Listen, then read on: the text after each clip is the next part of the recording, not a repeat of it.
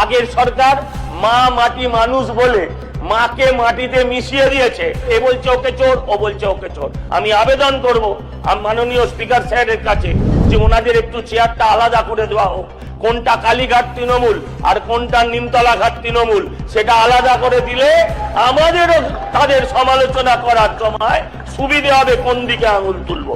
আমি আবেদন করব পুলিশ মন্ত্রী তথা মুখ্যমন্ত্রীর কাছে 8 লক্ষ কোটি টাকার দেনা আমার সারা পশ্চিমবঙ্গের মানুষের প্রত্যেকের মাথার উপরে।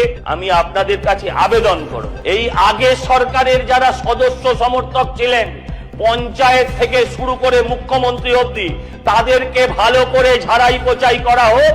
আমি দায়িত্ব নিয়ে বলছি পশ্চিমবঙ্গের এই 8 লক্ষ কোটি দেনা 1 সপ্তাহের মধ্যে মিটে যাবে। 1 সপ্তাহের মধ্যে মিটে যাবে। দলের মধ্যেই তাদের আওয়াজ উঠেছে যে ওরা চোর, এ বলছে ওকে চোর, ও বলছে ওকে চোর।